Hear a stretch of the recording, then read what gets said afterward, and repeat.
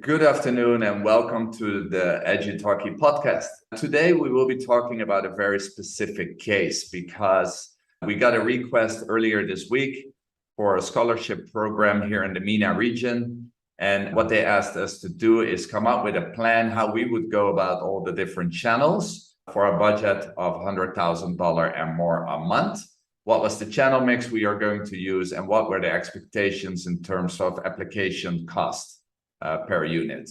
What we did is we created a statement of work. We shared that with the person that requested it from us. And today we are going to break that down for you. And today Ray is joining me to break this down with me because he has worked mostly on the statement of work. And I will be asking him questions about how he went about it, why he went about it like that, and potentially ask a few critical questions on that direction. The first thing I would like to point out is that with Think Orion, we always decide for a multi-channel approach, right? So we always go for multiple channels, never a single one. And it's probably good to mention that a lot of people in the industry that are like marketeers that are running larger education programs, we see that a lot of their budget goes to Google search. And we also use Google search, but we really use it for very specific cases and definitely not the biggest budget, right? It's more like a 20 to 30% on average. And the first question that I would like to ask you, Ray, is that why is Google search for us such a small budget of the bigger pie? And for other programs that we have seen, it's a way bigger piece of the pie.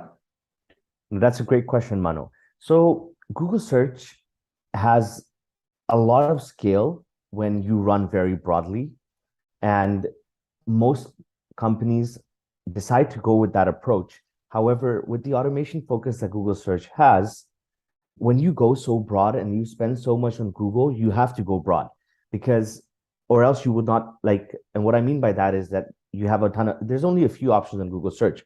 You go exact match, phrase match, or broad match.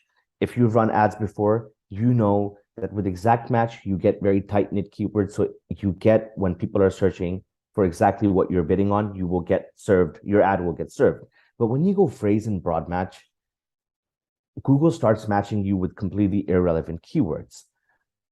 And these keywords cost a lot of money with very little conversions. And what we see is that with that approach, you spend a ton on Google search and your cost per application is going to be super high. So in our channel mix, we usually go with Google search, but only on exact match keywords on the very high intent keywords. And what that means is low volume. And that's why our budgets are much lower on Google search, but we get the most bang for our buck because we are only targeting on exact match keywords. And basically that means that there is a limited amount of volume, but with very high quality traffic.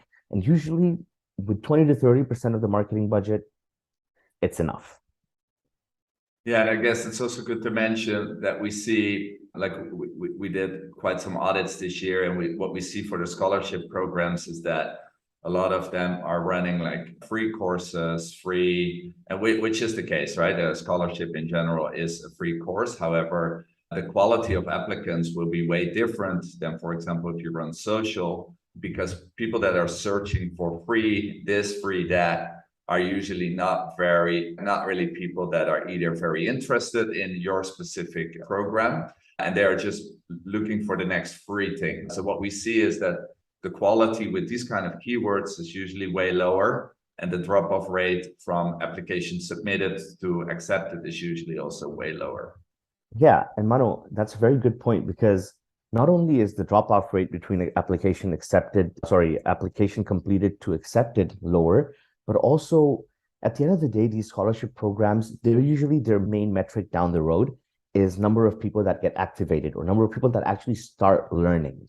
And when somebody comes in with the free mindset, this person has very little commitment to the cause. And what that causes is that you might be getting great CPAs for applications completed because this person is already looking for something free, and technically a scholarship program is free. And even if they are accepted, they do not tend to start educating themselves or drop off really early in the journey, which is obviously not the goal of these scholarship programs. No, yeah, that's very true. Hey, and the biggest piece of the pie usually goes to Meta, right? For most of the programs that we run, at least when it's more business to consumer focused. What is the reason for that? And of course, everyone knows that Meta is a great platform, that they have a huge reach, that a lot of people are on there. But what is the biggest reason why you think that for education programs, Meta is such a strong platform? There are a few reasons. Short answer, we get the best results on Meta. Now, why do we get the best results on Meta? I think it's a platform that allows a lot more versatility versus a platform like Google Search or YouTube. Because with YouTube, the only thing that you have is your video and maybe 15 to 30 characters of text, which you can use to get this person to get convinced to click. With Google Search, very little place to play, very little storytelling. And we all know storytelling works really well. So I think with Meta, it's way more versatile in the kinds of placements you can run. And you can really get creative with how you convince somebody to join your program with very little effort compared to the other channels. That's one. The second thing is they have a really good algorithm. The more data you feed it, the better it gets over time. And the third thing is scale, and scale at all stages of the funnel. So if you're looking for applications, it's great. If you're looking for brand awareness, it's great. If you're looking for people to your brand with, you can run that as an objective. Overall, Meta provides the most versatile and also the most complete full funnel marketing solution that you can scale with. And I believe those are some of the major reasons why we see the best results as well.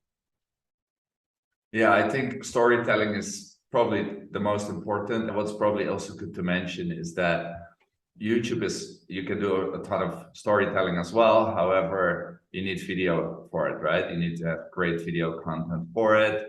That's usually not a thing that a lot of education programs either have, or it takes a lot of effort and to get that to a base that can be used on YouTube.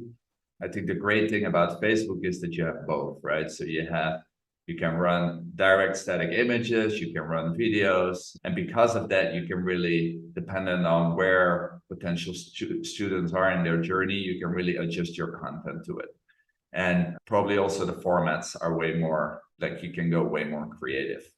So, Yeah. so I think these definitely make it good for us. Of course, a big upcomer in the last 2-3 years is TikTok.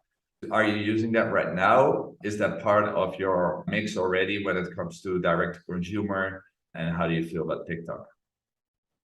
Yes. So I would say, of course, TikTok is good, no doubts there. I think it still needs to withstand the test of time. We have been experimenting with TikTok with a number of different brands in the past year or so. There are two things that you must remember when doing TikTok. One is that it's way more difficult to set up an account. There are a number of things that can happen on the way to setting up an account, like where you can market, where you can't market. And the second thing is TikTok requires a way higher frequency of creative refreshes and also requires way different creatives than, say, Facebook. Like you cannot run, for example, static creatives on TikTok, but you can on Facebook. So if you are a marketing team with limited resources, video obviously usually requires more resources. And with TikTok requiring more creative refreshes, I think what most people forget is, or don't realize, is that maybe launching TikTok and getting good results for the first couple of weeks will be easy. However, keeping that up over a long period of time can be very difficult with the requirements of keeping that type of a channel going at scale. Okay. And then the last one is probably YouTube, right? At least from at least in the cold layer. What does YouTube for you and where do you use it? Yeah. So when we have these initial sales conversations with clients, this question is very common, right? What is the channel mix you're going to use? I usually tell them that our channel mix depends on a number of things. Like, for example, I may only use 10% of the budget on Google search if there is nobody searching for your product. And that can happen sometimes, right? Nobody is off. What if your product is a product that we had this recently, a law firm and a consulting firm who had a product which is geared towards up and coming associates to start thinking 10 years ahead in their career. And what we saw is that there's really very little keyword match with that kind of a product. So we don't even run Google search for them, or barely run Google search for them. So I think, of course, that's very important. And I would say that 50% of the budget we spend is usually on YouTube, on Facebook, and then YouTube makes the second biggest budget. Coming back to YouTube, because of course that was the question. I went off on a little bit of a tangent there, but YouTube is still very strong for us. We can get a lot of scale, a lot of cheap traffic with it, and it has a major role to play. I would put it in second importance after Meta itself. Of course, with YouTube, again, it's a video platform, but it does not require the same level of creative refresh frequency as a video platform like TikTok does. You can still create a few videos and use those on YouTube and go to market at scale with it, especially if your product has a great value proposition. It's pretty simple to run YouTube because the first 5 seconds of a video need to be super important. Make sure the person gets over those 5 seconds, capture their attention, and then sell your product over the next 20 to 30 seconds. You will be able to get a lot of good results with it as well. Okay, thank you. And I guess the way the decisions are made when it comes to which channel to go for, which budget to pick, because today we talk mostly about the channels itself, but I guess it's good to mention that it all starts with where the audience is and where they hang out. So if the majority of them is on Facebook, it's probably good to go for Facebook. If the majority is on Instagram, it's probably good to go for Instagram, and so on. So that is a pretty straightforward decision process. I guess when it comes to doing the research and to get to that channel mix, because I think that is probably something where the people listening to this can learn a thing or two about. I think the biggest wins that we see for us, besides having a channel mix in comparison with just a single channel, is really understanding the audience. And if you do the research in the right way and you spend enough time on that, it usually guides you already directly on where you should be spending your budgets. And that means that if you only do Google search, for example, what you also mentioned earlier is that there's always a limit there on what people are searching for, especially when it comes to very specific programs. And if you have, for example, a scholarship program that is not even going in a certain direction, it will be hard to capture anything with Google search. So the research is very important. And I think it's good that we share a thing or two about how we go about that. And I guess where we would start with is when we, for example, have a development or a coding scholarship program, the first thing we want to figure out is who would be potentially interested in this right now and who is potentially interested in this months from now, right? Because that is how we can build the brand also on audiences that are not searching yet. What, as an agency, how do we go about that? And what are just the steps that we take to get to the channel mix? Yeah, no, very good point. I think it's important to mention, and we've had this conversation before, but I love that you brought this up again. But we were 5 years ago when we started off, we were way more inclined to just jump into the advertising part of things. We would just go, okay, let's launch some ads. Let's see what happens. Let's see what the data tells us. That is important. Don't get me wrong. However, as we go in our journey and we run these bigger programs and we get more and more, I guess our team levels up, we realize that most of the work is done on the research side of things, figuring out who we're trying to target. And before even testing, doing all the work that is required to give our testing the highest chance of success. And research is a big part of it. Audience research is a major part of it.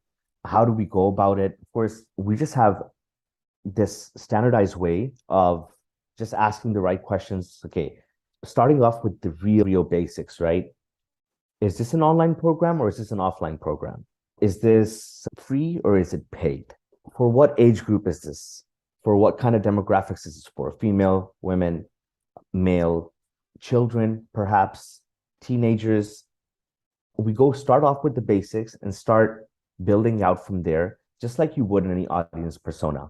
And what we find is that while we're doing this, what are the problems? Why is this important?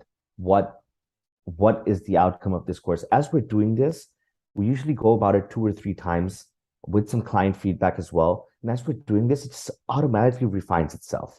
Would you say the same? Because you are really heavily involved in this part.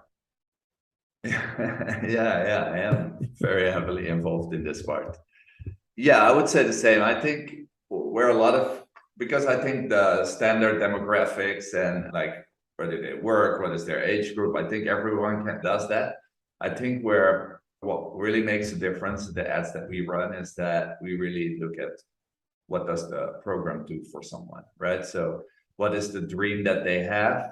Do they want to make more money? Do they want to create more freedom for themselves and their families? What is the emotional reason for them to potentially join a program or to finish a scholarship or to pay for a course? And there's usually an attachment to that is way larger than web development, right? People do web development because they have an emotional relationship with something.